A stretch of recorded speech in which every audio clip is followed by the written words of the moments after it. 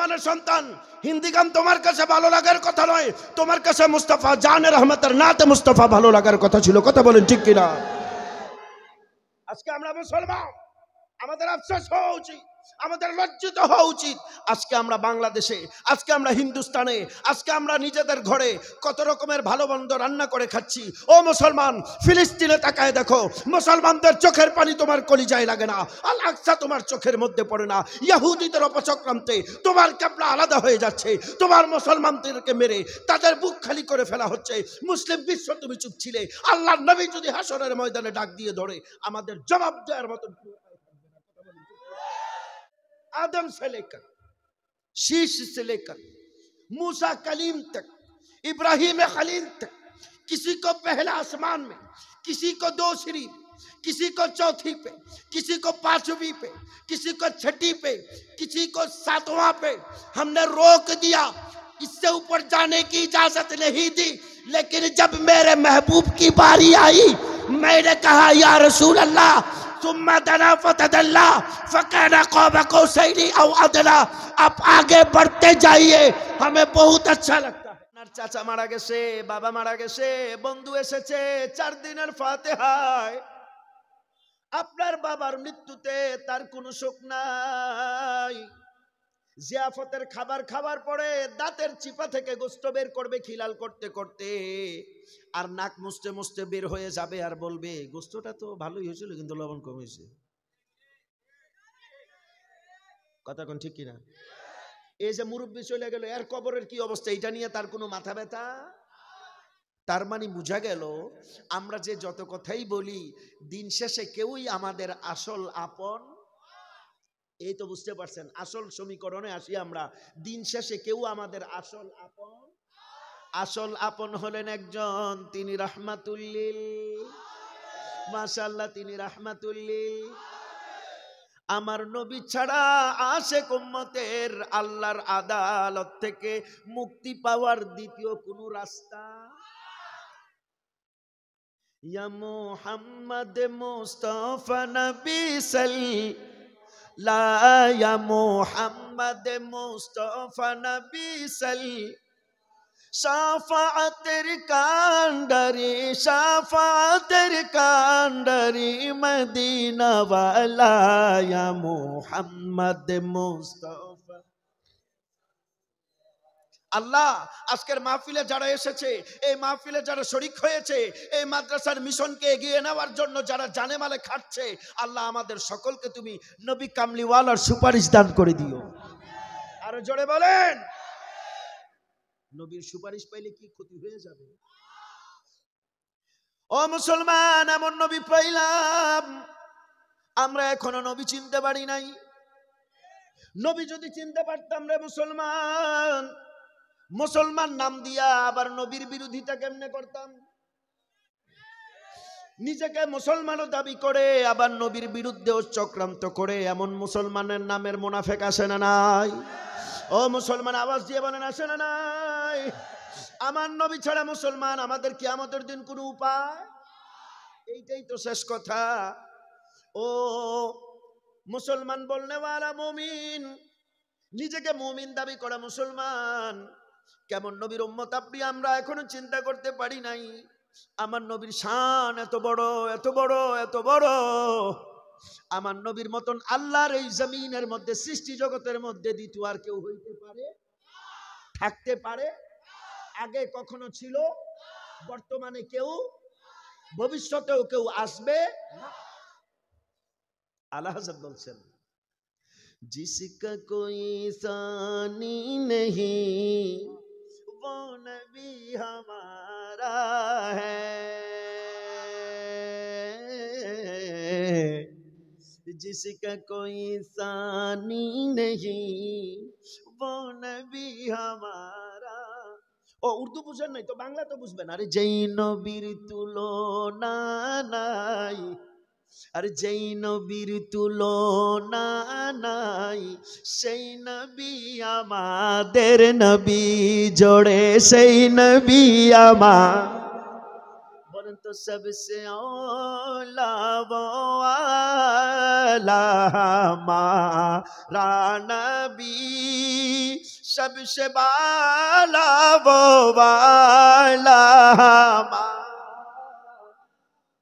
अपनी मौला का प्यारा हमारा नबी दोनों आलम का दुल्हा हमारा नबी।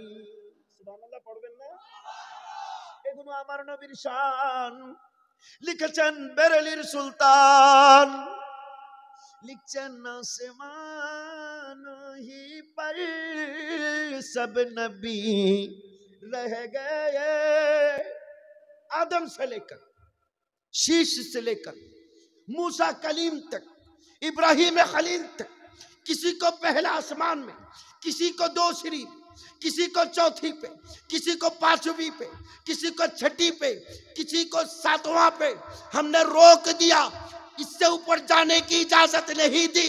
लेकिन जब मेरे महबूब की बारी आई, मैंने कहा या रसूल अल्लाह सुम्मा दना फतदल्ला फकाना क़ौम कौसैनी औ अदना। आप आगे बढ़ते जाइए, हमें बहुत अच्छा लगता है। आसमान ही पर सब नबी रह गए। जब मुस्तफा की बारी आई ना, बेरली के ताजदार लिखते हैं अर्श आजम पे पहुंचा हमारा नबी। अर्श आजम पे पहुंचा। সকল নবীরা আসমানে গিয়ে আটকে যাবেন। কেউ প্রথম আসমানে, কেউ দ্বিতীয়তে, কেউ তৃতীয়তে, কেউ চতুর্থ, কেউ পঞ্চম, কেউ ষষ্ঠ, কেউ সপ্তম। আল্লাহ বলবেন বাস, और आगे आने की इजाजत नहीं, तुम आ नहीं सकोगे, आ नहीं सकते तुम, रुको, स्टॉप दिस राइट नाउ এখন। কিন্তু আমার আপনার মেহবুবের যখন অবস্থান আসে, জোরে জোরে জোরে, আরো জোরে, আরো জোরে। এই যে সুবহানাল্লাহ পড়তেছেন, কি হইতেছে জানেন? সিন বা হা আলিফ নুন আলিফ লাম লাম হা। একবার সুবহানাল্লাহ পড়ছেন 90 নেকি কামায়া ফেলাইছেন। আবার 90টা হইছে। আরে আবার 90টা হইছে। আরে থামতেছে না কেন? আবার 90টা হইছে। আহা হা, থামেন না, আবার 90টা হইছে। নবী কি বলে জানেন? শুনতে মনে চায়? 5 মিনিট। আমার নবী বলেন, যেই বান্দা একবার তাসবিহ পড়বে সুবহানাল্লাহ, আল্লাহ জাল্লা ওয়া আলা জান্নাতের মধ্যে ওই বান্দার নামে একটা বৃক্ষরোপণ করে দিবেন। এই যে জান্নাতে গাছ লাগাই ফেলতেছেন, আবার লাগাইলেন, আহা আবার লাগাইলেন। আরে আজকে মনে হয় বাগান বানায় ফেলাইবেন, আবার আরেকটা লাগে, আবার লাগাইলেন তো। আল্লাহু আকবার বলেন। আলিফ লাম লাম হা, আলিফ কাফ বা র, 80টা হয়ে গেছে। 90টা হয়েছে, আবার 90টা হয়েছে। এক সাহাবী গিয়ে জিজ্ঞাসা করেন, ইয়া রাসূলুল্লাহ, এই গাছ কত বড়?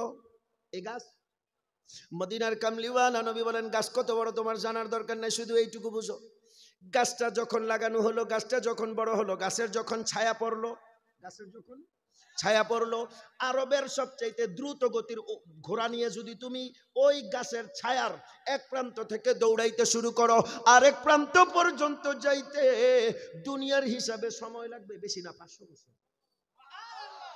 আবার আরেক গাছ লাগাই লাইছেন। আরে গাছ কি আজকে লাগাইতেই থাকবেন নাকি? আল্লাহ আল্লাহ আল্লাহ, তুমি আমাদেরকে কবুল করে নাও। আরো জোরে বলেন আমিন। বলছেন না? আলিফ মিম ইয়া নুন 40টা হয়েছে, 90টা হয়েছে।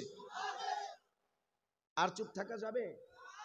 আমরা বুঝি না পড়লে কি হয়, যেটি বুঝি না এটি সারাদিন কইতে থাকি। কথা কোন ঠিক কিনা? আমাদের ছেলেপেলেরা বুঝো, উর্দু ওয়াজ বুঝে না, হ্যাঁ হিন্দি গান বুঝে। কথা কোন আসে না নাই? আবার জিজ্ঞাসা, হুজুর ভালোই তো লাগে,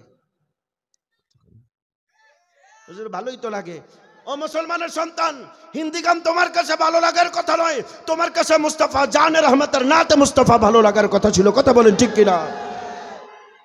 আজকে আমরা মুসলমান, আমাদের আফসোস হওয়া উচিত, আমাদের লজ্জিত হওয়া উচিত। আজকে আমরা বাংলাদেশে, আজকে আমরা হিন্দুস্তানে, আজকে আমরা নিজেদের ঘরে কত রকমের ভালো মন্দ রান্না করে খাচ্ছি। ও মুসলমান, ফিলিস্তিনে তাকায় দেখো, মুসলমানদের চোখের পানি তোমার কলিজায় লাগে না, আল আকসা তোমার চোখের মধ্যে পড়ে না।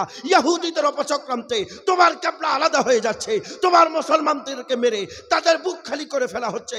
মুসলিম বিশ্ব তুমি চুপ ছিলে, আল্লাহর নবী যদি হাসরের ময়দানে ডাক দিয়ে ধরে আমাদের জবাব দেওয়ার মতো। আমি দেখেছি ভিডিওর মধ্যে, সোশ্যাল মিডিয়ার কল্যাণে এক বাবা তার মৃত সন্তানকে ডেকে বলছেন, এক বাবা তার মৃত সন্তানকে ডেকে বলছেন, শহীদ আওলাদকে ডেকে বলছেন, বেটা একটু পরে যখন তোমাকে কবরে রাখা হবে, হায়াতুন নবী যখন তোমার কবরে তাশরিফ আনবেন, আল্লাহু আকবার বলে, একটু পরে যখন তোমাকে কবরে রাখা হবে, মুনকার নাকির যখন জিজ্ঞাসা করবে মা কুনতা তাকুলু ফি হাক্কি হাদার রাজুলিল্লাযী বুইসা ফীকুম, চেহারায় আনোয়ার দেখার পরে আমার পক্ষ থেকে প্রথম আমার নবীকে তুমি সালাম দিবা, তারপরে বলবা ইয়া রাসূলুল্লাহ আমরা আকসার জন্য জীবন দিচ্ছিলাম, আপনার উম্মত আমাদেরকে ভুলে গিয়েছিল, হায় আফসোস। এই ভিডিও দেখার পরে রাতে ঘুম হয় না, চিন্তা করেছি হায় আল্লাহ, এই বাচ্চা যদি সত্যি সত্যি নবীর দরবারে আদালতে বিচার দিয়ে দেয়, কিয়ামতের ময়দানে নবী যদি আমাদের গিরেবানে হাত ডালে, আমার উম্মতের দাবি কর্তা তোমার ভাই মার খাচ্ছিল, তোমরা কিচ্ছু করো নাই কেন, আমাদের জবাব দেওয়ার মতন সেই দিন কোনো অবস্থা থাকবে? আমি মুসলমান, আমি কথা বলি আমার জবান বলে মিথ্যা, আমি হাত দিয়ে কাজ করলে আমার হাত করে প্রতারণা, আমি মানুষের সাথে ওয়াদা করলে ওয়াদার খেলাফ করি, আমি কি আর মুসলমান থাকতে পারি? কথা বলেন না বাবা, পারি? আমার আফসোস হয়েছে, আমি হিন্দুস্তান আর পাকিস্তান বুঝি না, আমি বাংলাদেশ আর নেপাল ভারত ভুটান বুঝি না। আমার একজন দিনী ভাই পৃথিবীর যেই প্রান্তে থাকুক, তার অন্তরে যদি এক কাতরা পরিমাণ আমার নবীর ভালোবাসা থাকে, তার জন্য আমার হৃদয়ে বড় ভালোবাসা থাকবে। কথা বলেন ঠিক কিনা? আপনারা আমাকে ডেকেছেন, আমি 100 কিলোমিটার পাড়ি দিয়ে আপনাদের কাছে হাজির হয়ে গেছি, কিন্তু আমি শুনে বারবার কষ্ট পেয়েছি, এই আসামবাসী বহু মানুষের কাছে নাকি আমার নাম বিক্রি করে তাদেরকে প্রতারণা করা হয়েছে। আমি কষ্ট পেয়েছি, যারা এই কাজ করেছেন আল্লাহর ওয়াস্তে এই টাকাগুলো আপনারা ফেরত দিবেন। আল্লাহর কসম করে বলে যাই, বান্দার হক নষ্ট করে কবরে গেলে আল্লাহ তার হক মাফ করবে না। আপনারা আমার কথা বলেছেন, কে বা কাহারা আমার কথা বলে মানুষের কাছ থেকে আপনারা অ্যাডভান্স বলে টাকা নিয়েছেন, অথচ আল্লাহর কসম এই ব্যাপারে আমি মিনিমাম কোনো কথাই জানি না। পরবর্তীতে হযরত উলামায়ে কেরাম আমার সাথে যোগাযোগ করার পরে আমি বললাম এই সমস্ত ব্যাপারে তো আমি কিছুই জানি না, আর আমার সাথে কথা বলবেন আমি একেবারে পরিষ্কার বলে যাই, আজকে মিডিয়া আছে এখানে, আপনারা এখানে হাজার হাজার জনতা আছেন, আপনাদের এই সহস্র জনতার এই ভাড়া মজলিস আমি বলে যাচ্ছি, আমি মাসুদ রিজভী দ্বীনের একজন ছোট্ট খাদেম, কোরআনের একজন আদনা গোলাম, আমার নবীর একজন একেবারে আদনাশা নকর, আমার কোনো পিএস নাই, আমার কোনো খাদেম নাই, আমার সাথে কথা বলবেন সরাসরি, কোনো মিডিয়া ছাড়া। যখন যাদের কোনো প্রোগ্রাম প্রয়োজন আমার সাথে সরাসরি কথা বলবেন, কথা হবে আমার সাথে সরাসরি। প্রোগ্রাম খালি থাকবে, প্রোগ্রাম দিয়ে দিব, আজকের প্রোগ্রাম খালি ছিল দিয়ে দিছি। জিজ্ঞেস করেন হযরত উলামায়ে কেরাম মঞ্চে, বিমানের টিকিটটা পর্যন্ত আমি আমার টাকায় কেটেছি, একটা টাকা অ্যাডভান্স নেই নাই, একটা টাকা অ্যাডভান্স নেই নাই। আমি বলেছি মুসলমানের অ্যাডভান্স দিয়ে তাদেরকে হিসাব করতে হবে না, এমন যদি নির্ভরযোগ্য ব্যক্তি বলে এইটাই আমার জন্য জবান, আর আমি যেখানে জবান দিব ওইখানে থাকাটা আমার ইমানই দায়িত্ব। কথা বলেন ঠিক কিনা? কিন্তু আমরা শুনলে আবার আশ্চর্য লাগে, আমাদের কিছু কিছু ভাই এক জায়গায় 20,000 টাকা কন্ট্রাক্ট হইলে আরেক জায়গায় 30,000 পাইলে ওখানে চলে যায়। কথা বলেন ঠিক কিনা? আর আফসোস করতে হয় সাধারণ জনতার। আমি তো আপনাদের পক্ষে, আমি তো প্রায় সময় আমার বাংলাদেশের বিভিন্ন মাহফিলে বলেছি, আপনারা সোশ্যাল মিডিয়ার কল্যাণে দেখেছেন, প্রিন্ট ইলেকট্রনিক্স মিডিয়াগুলোতে আমি বারংবার বলে দিয়েছি যে আমরা যারা এখানে বসি, আমাদেরকে যাদেরকে আপনারা এখানে এনে বসান, আমাদেরকে আপনারা বড় বড় হুজুর মনে করে যাদেরকে আপনাদেরকে হেদায়েতের বাণী শোনানোর জন্য মঞ্চে বসায় দেন, আমি বলবো আপনাদেরকে হেদায়েতের বাণী শোনানোর আগে আমরা যারা এখানে বসি, আগে আমাদের হেদায়েত হওয়া দরকার, আগে আমাদের হেদায়েত হওয়া দরকার। আমরা যদি ঠিক না হই সমাজ ঠিক হবে না, আমরা যদি সৎপথ অবলম্বন না করি সমাজ সৎপথের আলো পাবে না, আমরা যদি মুমিন না হই সমাজের মধ্যে মুমিন খুঁজে পাওয়া যাবে। আজকে আমরা দেখবেন, আমি তো বড় হুজুর, আমাকে কেউ টাকা বেশি দিলে আমি ওনার গুণগান করি, ওনার ইনকাম কি হালাল না হারাম আমি আর তখন এটা বাস বিচার করি। আল্লাহুম্মা সাল্লি আলা সাইয়্যিদিনা মুহাম্মদ সাইয়্যিদিনা মুহাম্মদ নাবিয়ানা শাফি'না মা আল্লাহ তুমি দয়া করো, নসিব করো মদিনা, নসিব করো মদিনা। নূর নবীকে না দেখাইয়া কবর দেশে নিও না। আল্লাহুম্মা সাল্লি আলা সাইয়্যিদিনা মুহাম্মদ, সাইয়্যিদিনা মুহাম্মদ, নাবিয়ানা শাফিয়ানা মাওলানা।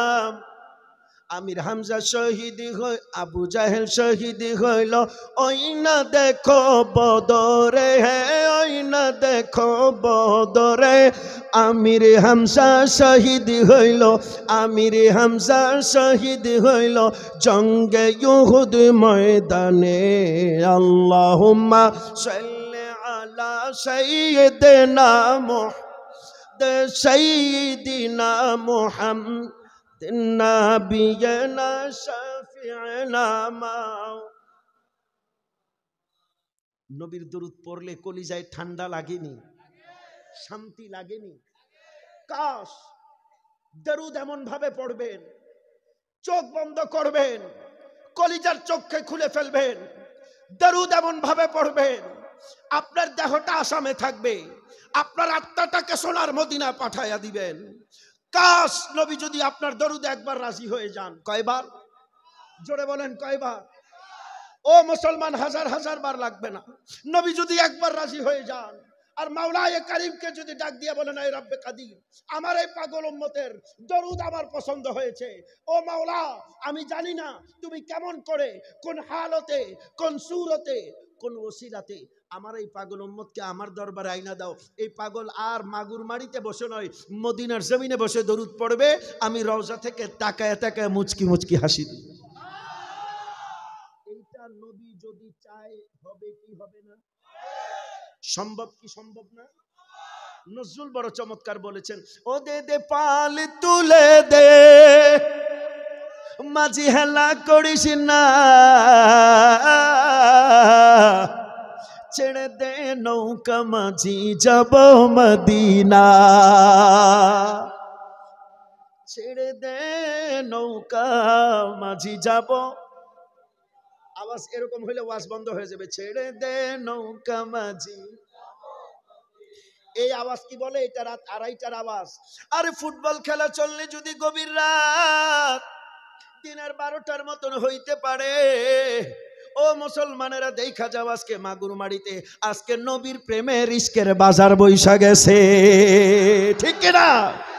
এই ইশকের বাজার, এইটা নবীর প্রেমের বাজার। এই বাজারে যদি কেউ বিক্রি হয়ে যায়, তার খরিদ্দার স্বয়ং নবী রাহমাতাল লিল আলামিন। ও দে দে পাল তুলে রে, দে দে পাল রে, মাঝি হেলা করিস না, দে দে পাল রে, দে দে পাল তুলে রে, মাঝি হেলা করিস না, ছেড়ে দে নৌকায় আমি যাব, ছেড়ে দে নৌকা। দুনিয়ায় নবী এলেন মা আমিনার ঘরে, সুবহানাল্লাহ পড়বেন না? দুনিয়ায় নবী এলেন মা আমিনার ঘরে। সাধারণ ঘর, আর কথা কই না, সাধারণ ঘর। মা আমিনা সাধারণ? অসাধারণ। কি? জোরে বলেন কি? আমার নবী তখনও দুনিয়াতে আসেন নাই। আর 2 মিনিট বলি নবীর শান। আমার নবী তখনও দুনিয়াতে আসেন নাই। মা আমেনার পেটের মধ্যে বাবা আব্দুল্লাহ 6 মাস আগে দুনিয়া থেকে ওফাত হয়ে গেছেন। আমার নবীর মায়ের নাম হলো মা আমেনা। জোরে বলেন কি আমেনা? আরো জোরে বলো, ও যুবকেরা আওয়াজ বাড়ায়া দাও, কি আমেনা? মা আমেনা বলে, আমার কলিজার টুকরা যখন আমি আমেনার পেটের মধ্যে গো, এমন এমন আজীব আজীব ঘটনা আমার সাথে ঘটতে শুরু করে দিল, যেই সমস্ত ঘটনা সাধারণত অন্য কোনো মানুষের বেলায় ঘটে, কিন্তু আমার বেলা ঘটতে শুরু করে দিল। বলে কি ঘটনা ঘটতে শুরু করে দিল? বলে আসতেছি একটা একটা করে। নবীজির দাদার নাম কি? মাশাআল্লাহ, যারা বলছেন থ্যাংক ইউ ভেরি মাচ, জাযাকুমুল্লাহ। নবীজির দাদার নাম আব্দুল, সবাই মিলে বলেন আব্দুল। এই চারটা নাম জানা তো মুসলমানের জন্য ফরজ। মুহাম্মদ ইবনে আব্দুল্লাহ ইবনে আব্দুল মুত্তালিব ইবনুল হাশিম, কতক্ষণ ঠিক কিনা? এটাকে বলা হয় চার কুরসি। কি চার কুরসি? ফরজগুলোর মধ্যে এক ফরজ। নবীজির দাদা আব্দুল মুত্তালিব একদিন বাড়িতে আসলেন। নবীজির দাদি আম্মার নাম কি জানেন? ফাতেমা। নবীজির দাদির নাম। নবীজির মেয়ের নাম। আবার মাওলা আলী শেরে খুদা রাদিয়াল্লাহু তাআলা আনহু মা নবীজির চাচি, ওনার নামও ফাতেমা, ফাতেমা বিনতুল আসাদ। সুবহানাল্লাহ পড়বেন না? এত মায়ের নাম। সহিহ বুখারীর হাদিস। ওরে কানার দল, তোরা নাকি হাদিস খুঁজে পাইস না। আরে আমার সামনে কত হাদিস দরকার, বের করে দেই। বুখারীর বর্ণনার মধ্যে আমার নবী বলেন, আল ফাতিমাতু বিদআতুম মিন্নি, ফাতেমা হইল আমি নবীর শরীরের টুকরা। অপর বর্ণনার মধ্যে বলেন, আল ফাতিমাতু সাইয়্যিদাতুন নিসাই আহলিল জান্নাহ, আমার ফাতেমা হইল জান্নাতি রমণীকুলের সরদার। নবী বলেন, ইন্নাল হাসান ওয়াল হুসাইন সাইয়্যিদা শাবাবি আহলিল জান্নাহ, আমার হাসান আর হুসাইন হলো জান্নাতি যুবকদের সরদার। আমার নবীকে আল্লাহ বলেন, আপনি तमाम জগতের সরদার। হাসান হুসাইনের বাবা মাওলা মুশকিল কুশা হলেন বেলায়েতের সরদার। আল্লাহু আকবার বলেন। হায়দারিয়াম কলন্দরম মস্তম বন্দায়ে মুর্তদা আলী হস্তম পেশওয়ায়ে तमाम রিন্দানম। আলীর তুলনা আলীর তুলনা দুর্বল মানুষ দেখবেন ইয়া আলী কইয়া ডাক দিলে শরীরের মধ্যে শক্তি আইসা পড়ে। বলে ये कुव्वत कहां से मिलती है? बोले ये दरे मौलाए मुश्किल कुशा की खैरात है। আল্লাহু আকবার বলেন। নবীজির দাদি আম্মার নাম কি? আরো জোরে বলেন কি? নবীজির দাদি আম্মার কাছে আয়েশা দাদা হযরতে আব্দুল, আপনারা ভুলে গেছেন নাকি? ভুলে গেলে তো ভালো, আমার জন্য সহজ, শেষ করে দিতে তাড়াতাড়ি সুবিধা হইবে। কথা কয় না। নবীজির দাদা আব্দুল মুত্তালিব, মনোযোগ আছে তো? আমি কিন্তু আবার জিজ্ঞাসা করব। হযরত আব্দুল মুত্তালিব আসছেন। আয়েশা নবীজির দাদি আম্মা ওনার স্ত্রী হযরতে ফাতেমাকে ডাকলেন। ডাকার বলে, দিগো একটু শুনে যাও তো, তোমার সাথে একটু কথা আছে। কই কি? আমার ছেলেটা মারা গেল। ছেলে মানে নবীজির বাবাজান হযরতে আব্দুল্লাহ রাদিয়াল্লাহু আনহু। আচ্ছা, আবার আমাদের সমাজের মধ্যে একদল কপাল পোড়া আছে, বলে নবীজির মা বাবা নাকি মুমিন ছিলেন না। বলে কি বলে না? আজকের পর থেকে হযরতে উলামায়ে কেরাম এই কথার জবাবে আপনারা কোনো দলিল দিবেন না। এই প্রশ্নের জবাবে আপনারা আর জীবনে কোনোদিন কি দিবেন না, কোনো দলিল। আপনারা বলবেন যে নবীজির বাবার নাম কি, বলো, উত্তর কি হবে? নবীজির মায়ের নাম কি, বলো, উত্তর কি হবে? প্রশ্ন, আব্দুল্লাহ আর আমেনা এই দুইটা নাম কি মুমিন মুসলমানের নাম না অন্য কোনো ধর্মের নাম? আব্দুল্লাহ আল্লাহর গোলাম, আমেনা সুমতি কন্যা। নামটাই প্রমাণ করে তারা আল্লাহর প্রিয় বান্দা বান্দি ছিলেন। কথা কোন ঠিক কিনা? আজকে আমরা পাগড়ি পরাইয়া দিলাম হাফেজে কোরআনদেরকে, বাবাদের গলার মধ্যে আমরা উত্তরীয় পরাইয়া দিলাম, আর আমরা এখানে বসে বসে বলতেছি মাশাআল্লাহ কত বড় সৌভাগ্যবান বাবা, সন্তান কোরআনে হাফেজ, 10 জনকে সুপারিশ করে জান্নাতে নিয়ে যাবে। ওরে কপাল পোড়া, তুই চিনলি না এই কোরআন পয়রা মুখস্থ কইরা হাফেজ হয়ে যদি মা বাবা জান্নাতে নিয়ে নেওয়া যায়, তাহলে যেই নবীর উপরে কোরআন নাজিল হয়েছে ওই নবীর মা আর বাবা কি জাহান্নামে যাবে? আল্লাহ বুঝার তৌফিক দান করুন। আরো জোরে বলেন, আমার নবী ছাড়া কোনো উপায়?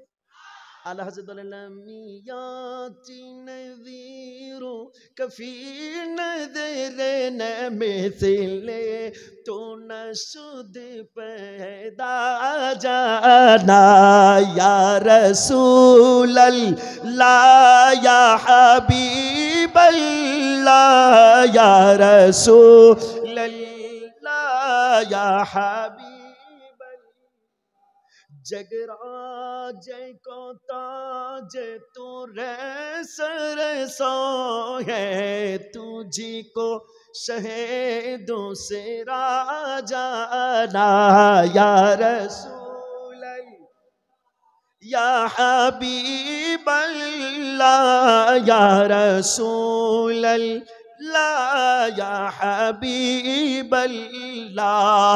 उच्च आवाज बोलें सुबहानाल्लाह। নবীর সাহাবীর নাম হযরতে হাসান বিন সাবিত। আমার নবী দোয়া করছেন, আল্লাহুম্মা আইয়িদহু বিরূহিল কুদস, আল্লাহ তুমি রূহুল কুদস দ্বারা তুমি আমার হাসানকে তুমি সাহায্য করো। আমার নবীর মিম্বরের পাশে আলাদা মিম্বর বানায় দেওয়া হলো। হাসান বিন সাবিত দাঁড়ায় পড়তেছেন, ওয়া আহসানু মিনকা লাম তারা কাত্তু আইনি ওয়া আজমালু মিনকা লাম তালিদিন নিসাউ খুলিকতা মুবাররাআম মিন কুল্লি আইবিন কাআন্নাকা কাদ খুলিকতা কামা তাশাউ। ইয়া রাসূলুল্লাহ, দয়াল নবী গো, আপনি এত সুন্দর, আপনার মতন এত সুন্দর সন্তান পৃথিবীতে আপনার মা ছাড়া অন্য কোনো মা জন্ম দেয় না। রাসূলুল্লাহ নবী গো, আপনি এত সুন্দর, আমি হাসান বিন সাবিতের এই দুই চোখ আপনি নবীর চাইতে সুন্দর আর কোনো বস্তু দেখে নাই। ও মাগুরমারির বাবাজিরা, আওয়াজ দিয়ে বলেন, আমার নবীর চাইতে সুন্দর আর কোনো কিছু আসেনি। আরো জোরে বলেন, আসে? নাই নাই নাই। আমার নবীর দরবারে যেই পাগল সাহাবীরা বসে থাকে তাদেরকে বলা হয় আসহাবে সুফা। আসহাবে সুফা। জিজ্ঞাসা করে, হলো কি গো, আপনারা আসলে দিয়ার বাড়িতে যান না, খাইতেও যান না, পানির পিপাসাও লাগে না? নবীর সাহাবী পাগল ডাক দিয়া বলেন, আরে আল্লাহর বান্দা, আমার কাছ থেকে তুমি জবাব নিয়ে যাও। আমার নবী কামলিওয়ালার নূরানি চেহারার দিকে তাকাইলে আত্মীয় স্বজনের কথা মনে থাকে না, পরিবারের কথা মনে থাকে না, খিদার কথা মনে থাকে না। আমার নবীর চেহারার দিকে তাকাইলে সব ভুইলা যায়। কষ্ট হইতেছে, এরা যাই কই হাজতে ইস্তেঞ্জাতে আইসেন, আবার আইসেন। আর যদি না আসে এদের চেহারা চিন্না রাখেন, বাড়িতে লোক পাঠামু ধইরা আননের লেগে। লোকের তো অভাব নাই, কথা কোন ঠিক কিনা? কি আপনাদের কষ্ট হইতেছে বাবা? জীবনের কত রাত চলে যায়, জীবনের কত মুহূর্ত চলে যায়। আজকের একটা রাত যদি আমার নবীর প্রেমে আমরা কাটায় দিতে পারি রে মুসলমান, কাল কিয়ামতের ময়দানে যদি নবীর দিলে আমাদের একটা কথাও কবুল হয়ে যায়, পছন্দ এসে যায়, কে জানে আমাদের একটা কথার ওসিলায় হয়তো আমাদের মুক্তির দিশা হইয়া যাইতে, কথা বলেন, হইয়া যাইতে। আল্লাহ তুমি কবুল করো। আরো জোরে বলেন। আপনারা চাঁদ চিনেন? চাঁদ, চাঁদ কোথায় থাকে? আসমানে থাকে।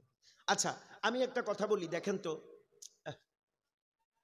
এই আপনারা একটু একটু সাইডে, এই দিকের মানুষ দেখে না, একটু একটু একটু সাইডে, অনেক মানুষ তো, হয় বসে যান না হয়তো একটু চেপে যান, আওয়াজ হবে না, আওয়াজ হবে না। আচ্ছা, অনেক মানুষ হইলে এটা হয়, এটা অসুন্দর, এটাও একটা সুন্দর, কথা বলেন ঠিক কিনা?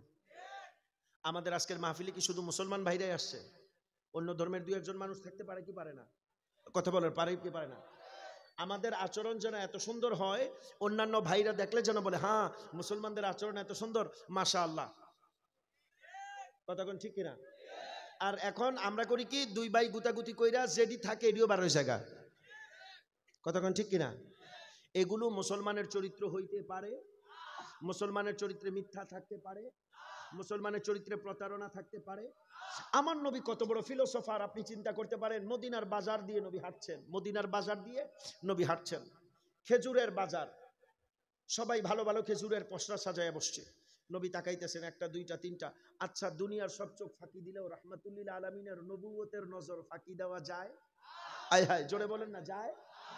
আমাদের সুন্নি উলামায়ে কেরামের কথা বাদ দেন, মানুষ মারা গেলে জানাজার পরে কবরের মধ্যে গাছ লাগাইয়া যারা নবীর শাফাআত মানে না, ইলমুল গায়েব মানে না, তারাও তো ওই হাদিসটা বলে, নবী রাস্তা দিয়ে যাইতেছিল, দুই কবরের মধ্যে আযাব হইতেছিল, নবী সাহাবীকে বইলা খেজুর গাছের ডাল এনে ভেঙে দুই কবরের মধ্যে গেড়ে দিয়েছিল, কথা বলেন ঠিক কিনা? আচ্ছা, নবী যে গাইড়া দিল, কেন গাইড়া দিল? নবী বলে, আমি দেখতেছি কবরের ভিতরে আযাব চলতেছে, কবরের ভিতরে আযাব চলতেছে। এটা কোন কাল? মাশাআল্লাহ, এটা কোন কাল? বর্তমান কাল। আযাব চলতেছে, এই যে চলতেছে এটা কোন কাল? বর্তমান কাল। আমার নবী বললেন আযাব কেন চলতেছে এটা আমি জানি। কেন চলতেছে কোন কাল? অতীত। অতীত কেন, কি করছিল এই জন্য? নবী কয় একটা ইস্তেঞ্জা করার পরে পবিত্র হইতো না, আর একটা চুগলিবাজি করতো। আমাদের এলাকার মধ্যে এরকম বিবিসি রিপোর্টার নিউজ আসেনি? একজনের কথা কইয়া তারে খালি কইবেন ভাই এই কথাটা আপনি কেউরে কইয়েন না, মাশাআল্লাহ হে কেউরে আর বাদ রাখতো না। কথা কোন না, আসে না নাই? হেরা খালি কইবেন ভাই আপনারে কেউরে কইয়েন না, হ্যাঁ দেখবেন আপনারও সারা বাকি সবাই রেহাই কইয়া দিছে। আসে না নাই? কারণ এখনকার পোলাপাইন মাশাআল্লাহ সেই বুদ্ধিজীবী। এক সারে জিগাইছে সাইক্লোন কারে কয়, সাইক্লোন ঘূর্ণিঝড় টর্নেডো সাইক্লোন। হ্যাঁ উত্তর দিছে সাইকেল কেনার জন্য যে লোন নেওয়া হয় এটার নাম বলে সাইক্লোন। তো এরকম পণ্ডিত বুদ্ধিজীবী আছে না না আছে? আচ্ছা, আমার নবী বললেন আযাব চলতেছে বর্তমান কাল। কেন চলতেছে? দুই কারণে। অতীতকাল। আমার নবী বললেন গাছটা যদি ভেঙে লাগিয়ে দেই, সজীব সবুজ শ্যামল জীবন্ত গাছ যতক্ষণ আল্লাহর জিকির করবে, ওই যে জিকির আপনারা করছেন নবী নাকি, আমার নবী বলেন এই সকল জিকির যতক্ষণ করবে এই গাছটা জীবিত থাকবে, তাদের কবরে আযাব বন্ধ থাকবে। থাকবে কোন কাল? আমার নবীর এক হাদিসের মধ্যে বর্তমান কাল, অতীতকাল, ভবিষ্যৎ কালের সকল এলেমগুলো আল্লাহ জাহির করে দিয়েছেন। আরো জোরে বলেন। আচ্ছা, এইবার আপনারা বলেন তো কি বলছিলাম? আকাশের চাঁদ। আমার ছোটবেলা, আমি তো একেবারে বাংলাদেশের রাজধানী ক্যাপিটাল ঢাকাতে জন্ম বড় হয়েছি। তো ছুটি ছাটা পেলে যখন গ্রামে যেতাম, 2-1 মিনিট সময় বাড়তেছে, কষ্ট হবে না তো আপনাদের? হ্যাঁ, কষ্ট নাই তো? আচ্ছা, কষ্ট হইলে আমারে কইয়েন, কেমন? আপনাদেরকে কষ্ট দিয়ে ইনশাআল্লাহ প্রোগ্রাম আমি করব না। আমার আবার কালকে লম্বা সফর আছে, দেশে ফিরতে হবে। আচ্ছা, এই যে চাঁদ, মাঝে মধ্যে ছুটিতে গেলে এরকম গ্রামের রাস্তা, তা আমি দেখতাম কি জানেন, এই ভরা পূর্ণিমার চাঁদ, ফকফকে আলো একেবারে এলাকা। তো আমি যখন হাঁটতাম আমার মনে হতো চাঁদ আমার সাথে সাথে হাঁটতেছে। আমি আবার দাঁড়াইলে মনে হয় হ্যাঁ থামছে। এই ঘটনা কি আপনাদের সাথেও ঘটছে? সর্বনাশ, হুজুরের সাথে এই ঘটনা। ওরে আল্লাহু আকবার। এইবার নবীর হাদিস শোনায়া যায়, হযরতে জাবের বলেন এই ঘটনা শুধু বাংলাদেশে ঘটে নাই, এই ঘটনা শুধু ভারতের আসাম রাজ্যে ঘটে নাই, এমন ঘটনা আজকে থেকে ১,৫০০ বছর আগে আমার মদিনার নবীর মদিনায় ঘটেছে। আল্লাহু আকবার। সাহাবী জাবের বলেন কি ঘটনা ঘটছে তোমরা শুনবানি? বলে শুনতে চাই। বলে আমি গভীর রাত্রে মদিনার রাস্তা দিয়ে হাঁটতেছি, আকাশের মধ্যে চাঁদ ঝিলমিল করে জ্বলতেছে। আমি তাকায় দেখলাম চাঁদটা কত সুন্দর। হঠাৎ করে তাকায় দেখি সামনে আর একটা চাঁদ দেখা যায়। আল্লাহু আকবার বলেন। আকাশের মধ্যে একটা চাঁদ, সামনে তাকায়া দেখলাম আর একটা চাঁদ। দুই চাঁদ দেখে এইবার আমি একটা চিন্তার মধ্যে পড়ে গেলাম, আহারে কোন চাঁদটা বেশি সুন্দর? আচ্ছা দেখি আপনারা একটা কুইজের উত্তর দেন। প্রশ্ন, আপনারা বলেন তো কোন চাঁদটা বেশি সুন্দর? আল্লাহু আকবার। তার মানে বুঝা ফেলাইছেন সামনে কোন চাঁদ আসতেছে। জাবের বলে আমি একবার আকাশের চাঁদের দিকে তাকাই, একবার সামনে জমিনের চাঁদের দিকে তাকাই, আর মনের মধ্যে প্রশ্ন করি এটা সুন্দর না ওইটা সুন্দর, এটা সুন্দর না ওইটা সুন্দর, এটাই মনে বেশি সুন্দর না ওইটা বেশি সুন্দর। চিন্তা করতে করতে চোখ বন্ধ করে ফেলাইলাম। মনের কাছে জিজ্ঞাসা করলাম, রে মন, একটা চাঁদ তো আকাশে দেখা যায়, আর একটা চাঁদ জমিনে দেখা যায়, রে মন তোমার কাছে জানতে চাই কোন চাঁদটা বেশি সুন্দর? হযরতে জাবের বলেন কিছুক্ষণ পরে আমার শান্ত হৃদয় উত্তর দিল, রে জাবের, আসমানের এমন কোটি কোটি চাঁদের চাইতে তোমার সামনের চাঁদ বেশি সুন্দর। এইবার প্রশ্ন, রে জাবের তোমার সামনের চাঁদের পরিচয় কি? আমার জাবের ডাক দিয়া বলেন সামনের চাঁদের নাম রাহমাতাল লিল আলামিন। আল্লাহু আকবার বলে। এত সুন্দর আমার নবী, এত সুন্দর আমার নবী। আল্লামা ইকবাল বলেন মিশরের মেয়েরা ইউসুফ নবীর সৌন্দর্য দেখে হাত কেটেছে, আর আরবের তাগড়া নওজওয়ান যুবকেরা আমার নবীর জামালে মুস্তাফার খাতিরে জিন্দেগি কুরবান করে দিয়েছে। ও মা গুরমারির বাবাজিরা, আলোচনা করতেছিলাম মা আমেনা। মা মনে আছে তো আপনাদের? নবীজির দাদার নাম আব্দুল মুত্তালিব, দাদি আম্মার নাম হলো ফাতেমা। নবীজির দাদা বাহির থেকে আসছেন, নবীজির দাদিমা ফাতেমাকে ডাক দিলেন। কাকে? ফাতেমাকে ডাক দিলেন। ডাক দিয়ে বলতেছেন শোনো না একটা কথা কই, তুমি একটু শোনো। বলে কি কথা? বলে আমার ছেলেটা মারা গেছে। ছেলে মানে নবীজির বাবাজান হযরতে আব্দুল্লাহ রাদিয়াল্লাহু তাআলা আনহু। আব্দুল মুত্তালিব বলতেছে আমার ছেলেটা মারা গেছে, বেশি দিন হইল না। আমার বৌমাটা বাজারে যায়, তখন তো আর ইসলামও আসে নাই, পর্দার হুকুম আসে নাই। আমার বৌমাটা বাহিরে যায়, ছেলেটা মারা গেছে। আমি এলাকার বড় সর্দার, আরবের কুরাইশ গোত্রের, বনু হাশিমি গোত্রের, কুরাইশ বংশের এত বড় খানদানের আমি এত বড় জিম্মাদার। আমার কাছে যদি আমার পরিবারের ব্যাপারে নালিশ আসে তো এটা শুনতে খারাপ লাগে। পরে কি হয়েছে ঘটনা, এই কথা শেষ। বলতেছে বাজারের লোকেরা বলা বলি করে যে ছেলেটা মারা গেল, বেশি দিন হইল না। আপনার ছেলের বউটা বাজারের মধ্যে দিয়ে যখন যায়, সে কি এমন পারফিউম লাগাইয়া যায়, তার গ্রানে আমরা সব স্তব্ধ হইয়া যাই। জোরে জোরে জোরে, তার গ্রানে আমরা সব স্তব্ধ হইয়া যাই। হযরত ফাতেমা নবীজির দাদি বলতেছেন তাই নাকি? বলে হ। এবার নবীজির দাদা হযরত আব্দুল মুত্তালিবরে ডাক দিয়া বলেন, নবীজির দাদা আব্দুল মুত্তালিবকে ডাক দিয়া বলেন, আপনি বাজারের খবর লয়ে এসেন, আমার কাছে জিজ্ঞাসা করেন আগে ঘরের খবর নেন। কিসের খবর? ঘরের আবার খবর আসে নাকি? বলে হ্যাঁ আসে তো। বলে কি খবর? বলে বউ শাশুড়ি যখন একসাথে থাকে দেখবেন আমাদের পরিবার, আহারে পরিবার তো এখন আলাদা হয়ে যাইতেছে। কথা কোন ঠিক কিনা? বিয়ে করার পরে বাপ মা আর ভালো লাগে? হ্যাঁ, এখন নতুন ঘর পাতার চিন্তা করে, প্রয়োজনে গরু নতুন ঘর পাতেন, আলাদা ব্যাপার। কিন্তু মা বাবাকে কখনো আলাদা করে দিবেন? মা বাবা বরকত, মা বাবা বরকত। নবীজির দাদি আম্মা ফাতেমা বলেন, ওগো স্বামী আব্দুল মুত্তালিব, বৌমার কথা বাহিরের মানুষের কাছে শোনার আগে আমার কাছে শোনেন। বলে কি? বলে আমরা যখন প্রতিদিন কাজকর্ম শেষ করার পরে খাবারের সময় হয়, শাশুড়িরা দেখবেন বৌমাদেরকে আগে ডাক দিয়ে বলে যা তুই গোসল করে আয়, তুই আইলে আমি গোসল করে আসবো, তারপরে একসাথে খামু। কতক্ষণ মুরব্বীরা কথা কেন ঠিক না? নবীজির দাদা আব্দুল মুত্তালিবকে ডাক দিয়ে বলেন, আমি যখন প্রতিদিন ফাতেমাকে ডাক দিয়ে বলি মারে তুই গোসল করে আসলে তারপরে আমি গোসল করে আসবো, একসাথে খাওয়া দাওয়া করব। বলে স্বামী গো বিশ্বাস করে ফাতেমা, আমি আমেনাকে যখন গোসল করতে পাঠাই, গোসল করে আসার পরে আমি যখন গোসলখানায় যাই, আমি আমার সৃষ্টিকর্তার নামে শপথ করে বলি আমি জীবনেও এমন খুশবু কোনোদিন পাই নাই।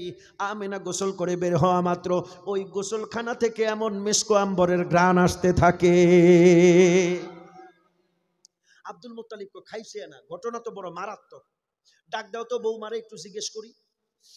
আব্দুল মুত্তালিব বৌমা নবীজির মা জননী মা ফাতেমাকে ডাক দিয়ে বলেন, মা গে বাজারের মানুষ গ্রানের কথা বললো, তোমার শাশুড়ি আম্মাও গ্রানের কথা বলে। নবীজির দাদা আব্দুল মুত্তালিব মা আমেনারে ডাক দিয়ে বলেন, মা গো তোমার শাশুড়ি দিয়ে একটা কথা বললো, আমিও বাজার থেকে একটা কথা বলে শুনে আসলাম। একটু থতমত খাইয়া গেছি। কি শুনছেন বাবা? বাজারের লোকেরা বলে তুমি নাকি হাইটা গেলে পারফিউমের গান পাওয়া যায়, এই পারফিউম কে আইনা দিস? মা আমেনা মুস্কি মুস্কি হাসে। নবীজির দাদি আম্মা জান ডাক দিয়ে বলেন, মারে গোসল করে তুই বের হওয়ার পরে যখন আমি গোসল করতে যাই, এমন একটা চমৎকার গ্রান আমার নাকের মধ্যে লাগে, এমন গ্রান আমার জীবনে আমি কোনোদিন দেখি নাই, শুনি নাই। মাগো এই ঘটনার রহস্য কি? নবীজির মা মা আমেনা মাথাটা নিচের দিকে দিয়া বলেন, বাজান ও আব্বাজান, এই ঘটনার রহস্য দুনিয়ার মধ্যে নয়, এই ঘটনার রহস্য হইল আমার পেটের মধ্যে। বলো কি, কিসের রহস্য? বলে আপনার নাতি আমার পেটের মধ্যে। আপনার নাতি? যেদিন থেকে আপনার নাতি আমার পেটের মধ্যে এসেছে বাবা, সেই দিন থেকে আমি আমেনা যখন কোনো জায়গায় গিয়ে থুতুও ফেলি, আমার থুতু থেকে মেশকো আম্বরের ঘ্রাণ বের হয়, আমার শরীর থেকে ঘাম বের হলে ঘ্রাণ বের হয়। বলে বলো কি, চোখ বড় হয়ে গেছে? বলে এখনো শেষ হয় নাই।